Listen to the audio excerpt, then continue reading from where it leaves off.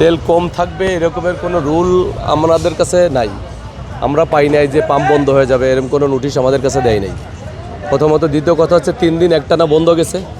এই 3 দিন সরকারি বন্ধ গেছে, ঈদের বন্ধ গেছে, ডিপো বন্ধ ছিল। যে তেল ছিল সব পাম্পে ঢাকা শহরে যারা যারা বিক্রি করছে সব শেষ হয়ে গেছে। এখন তেল আবার নতুন করে ডিপোর থেকে দেওয়া দিচ্ছে যে আমি হয়তো 5 গাড়ির প্রয়োজন, আমি পাই 1 গাড়ি 2 গাড়ি।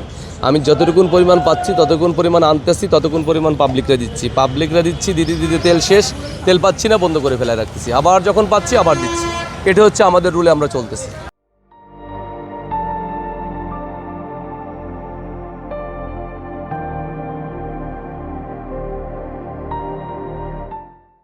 কথা বুঝতে পারছেন?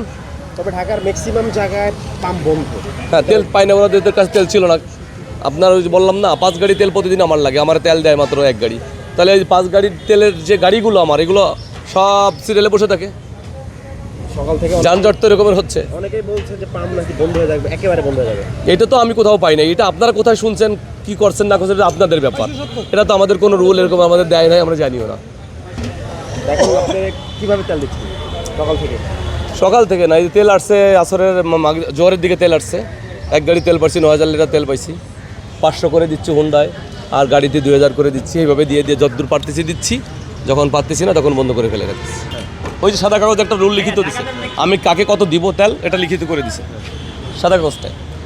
এই পরবর্তীতে গভর্নমেন্ট আমাকে একটা রুল দিছে যে হুন্ডায় 500, গাড়িতে 2000, হ্যাঁ এভাবে দিয়ে বড় গাড়িতে 3000, ডিস্ট্রিক্ট বোর্ডে ডিজেল আনলিমিটেড, এভাবে আমাকে রুল দিয়েছে। যে রুলটা আমাকে দিছে আমি সেই রুলটা ফলো করতেছি। এখন ওই যে বললাম অ্যাসোসিয়েশনের মালিকরা হয়তো তারা বসছে, হয়তো তারা মিটিং করছে, বা তারা এরকম কোনো রুল পাইছে, পাওয়ার পরে হয়তো এই সিদ্ধান্তটা এখন সরকার থেকে আসে নাই। যদি আসে তাহলে বন্ধ করে দেবে, না তাদের তো বন্ধ করার কোনো ক্ষমতা নেই। আর যদি মালিক মনে করে যে আমি চালাবো না, বন্ধ করাবো, এটা মালিকের ব্যাপার।